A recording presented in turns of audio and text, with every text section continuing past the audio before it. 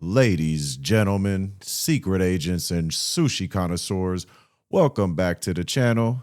If you've been here before, you're officially a returning legend.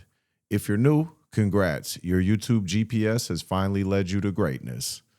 I'm HellaDopeOrca, your digital tour guide through chaos, comedy, and contract killings.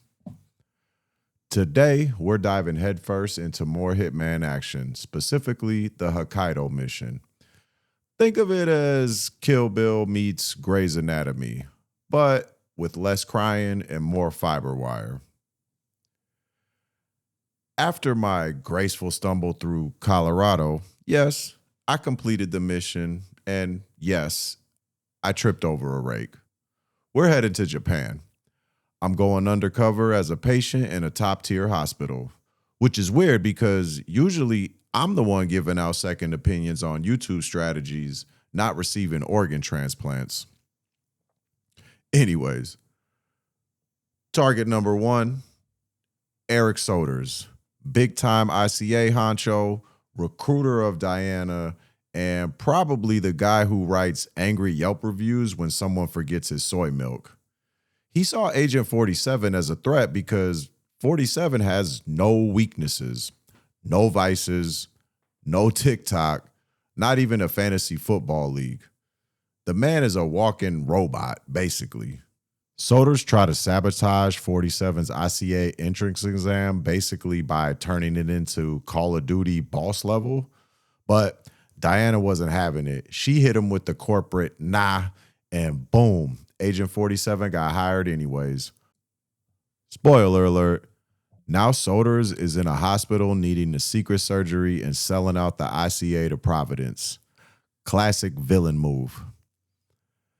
And our second target, Yuki Yamazaki, a lawyer from Tokyo, part of Province Elite Message Squad / Evil Book Club, the Heralds.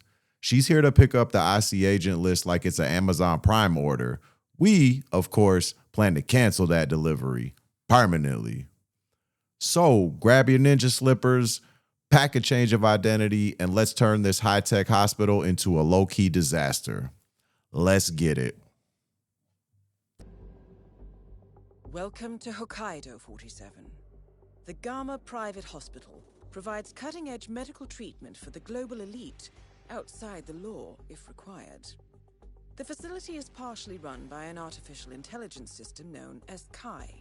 The AI oversees patient admission to various areas in the hospital and even participates in some medical procedures. You will find Eric Soders in the operating theater, undergoing a pre-surgery regenerative stem cell treatment, a highly controversial procedure yet to be approved by Japanese authorities. Yuki Yamazaki has already arrived. You'll find her in her suite or roaming the restaurant and spa areas of the hospital. Soders is scheduled to be put under soon. Let us make sure he stays that way. Good luck, 47. So I wake up in bed like I'm in a spa commercial, except instead of cucumber water and relaxing pan flute music, I've got murder on the itinerary. I hop out of bed, do a quick spin move, Agent 47 style, and start poking around the room. Honestly, not a bad setup. Minimalist vibes, decent lighting. 10 out of 10 would Airbnb if not for the whole assassination mission thing.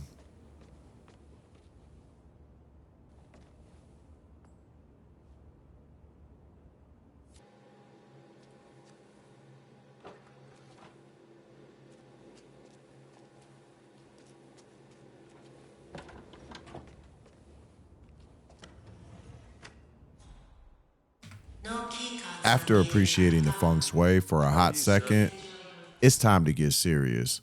I've got 2 high-profile targets to eliminate with as little mess as possible, which is hard because I tend to make chaos look like an art form.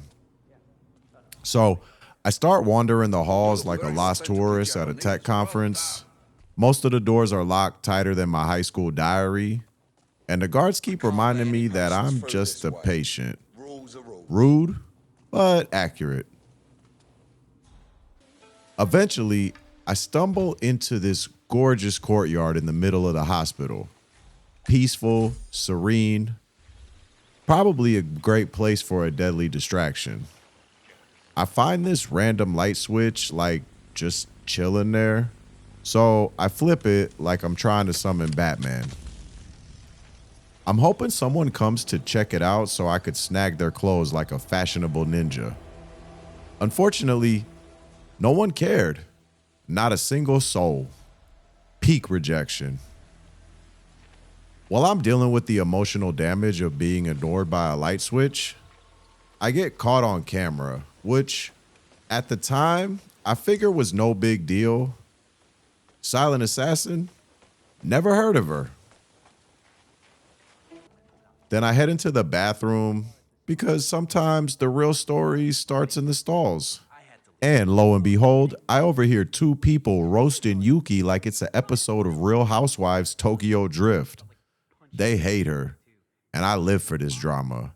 NPC dialogue in these games, Emmy-worthy. But just as the tea was reaching a boiling point, I get a notification that light switch distraction finally worked. It only took half a season, but someone's coming back to check it out. And he's a doctor. Jackpot. I run back to the courtyard, ready to commit fashion-forward felony. I wait for the perfect moment, then bam, choke out successful. The gardener nearby, facing the other way, humming to himself like it's just another Tuesday. As I'm swapping into my brand new doctor outfit, complete with name tag and judgmental energy, the gardener suddenly turns around and locks eyes with me mid-wardrobe change. Awkward. Not exactly part of the plan. So now I gotta improvise. Sorry, buddy. I whisper with all the fake sympathy of a customer service rep. You weren't supposed to be here for this. Night, night. I choke him out and hide both the bodies like I'm organizing a very dark version of hide and seek, and hope no one stumbles across the nap zone. So far, so good. Now that I'm dressed as a doctor, complete with the swagger of someone who probably watched one too many episodes of Grey's Anatomy and decided they could perform surgery, I'm ready to explore this high-tech hospital like I own stock in it. And the best part, the only people who saw my outfit change are currently snoozing behind some bushes like it's a very quiet protest. Unfortunately, my shiny new lab coat doesn't open every door. Apparently, I'm not that kind of doctor. It's me. But then, plot twist, I stumble across a room straight out of a sci-fi movie. Inside is a futuristic glass case cradling Eric Soder's replacement heart. Yep, just beating away in its little techno cradle like it's waiting for someone to write it a lullaby. Of course, there are two guards watching it like it's the Mona Lisa, so for now, I mark this as Plan A, Heart Attack Edition, and keep moving. As I'm exploring, I get a little alert. Someone found my nap buddies in the courtyard. Honestly, I should have left a mint on their pillows, but what can you do? This isn't The Sims. Then, sweet jackpot, I find the security office. Just one lonely guard inside, probably checking TikTok or reading Hospital Security for Dummies. I creep in, scalpel in hand, intending a gentle choke out, but whoopsie daisy, I accidentally performed neck surgery. Lethal edition. Not gonna lie, this happens to me a lot, like way more than it should. I always forget that I have a weapon equipped. At this point, I've logged over 250 hours in HiTMAN and still treat scalpels like fidget toys. My bad. Anyways, since I'm already here, I disable the cameras. No more security footage of me tripping over potted plants or weaponizing wrenches. Speaking of, I find some rat poison. Naturally, I pocket it. Why? Because this is HiTMAN, and you never know when someone's soup needs sabotaging. Eventually, I find myself back at the heart room, because let's be honest, this whole mission is basically a twisted episode of Extreme Makeover Internal Organ Edition. First, I need to clear out the 2 medical examiners lurking outside. So I pull out my trusty wrench, my best friend, my confidant, my ride or die, and I distract one of them just long enough to sneak up and choke them both out like a sleep-deprived ninja. Now it's time for the 2 guards inside. I go full Looney Tunes. I toss the wrench to distract one, but the second guard doesn't play nice. He refuses to turn around, refuses to cooperate, and worst of all, he makes me fight him. So yeah, things escalate.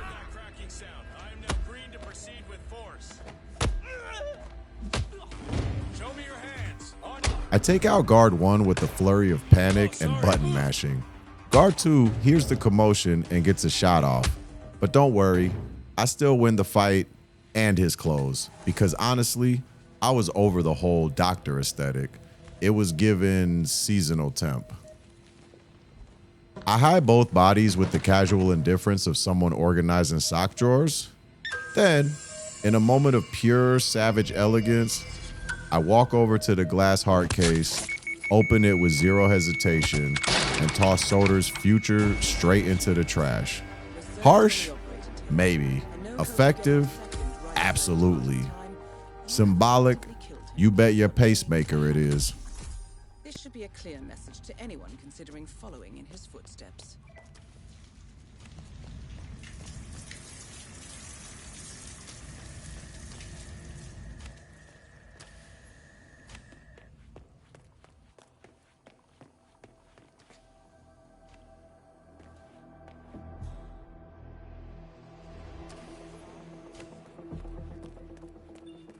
Sorry, sir, I can't let you through. Got my orders.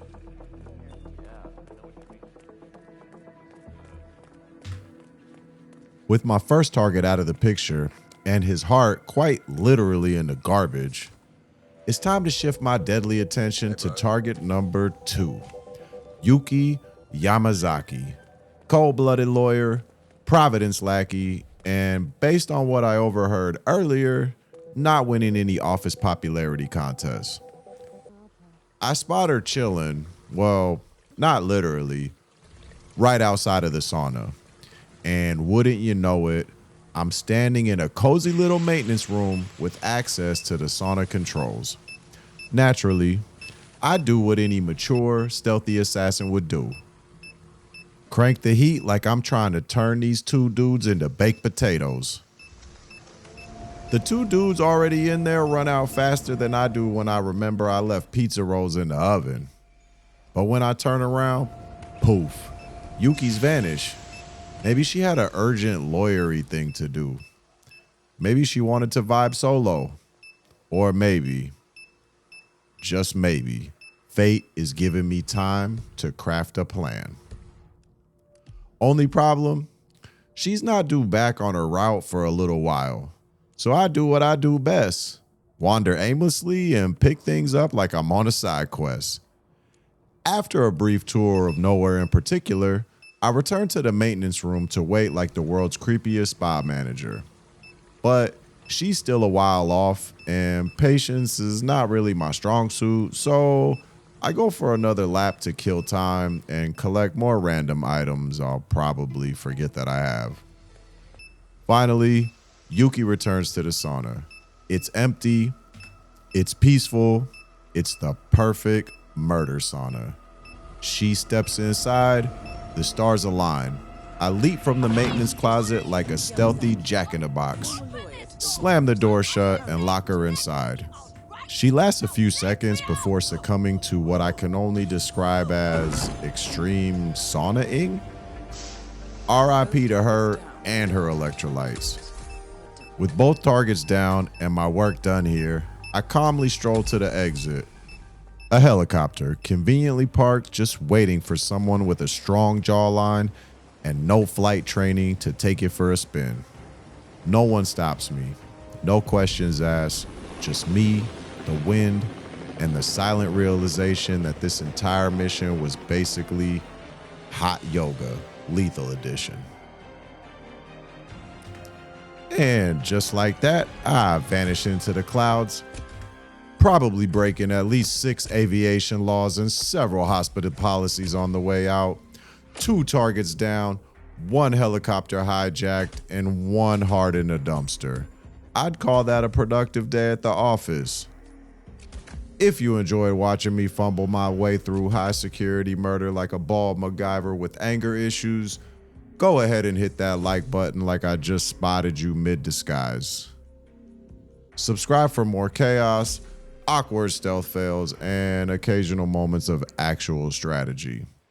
Drop a comment below if you ever accidentally used a scalpel instead of your hands, or if you just want to roast my lack of silent assassin ratings. Either way, I love hearing from you. Until next time, I'm HellaDopeOrca, and remember, stay steaky, stay stylish, and always check that weapon you've got equipped before you press the button. Peace, love, and poorly hidden bodies.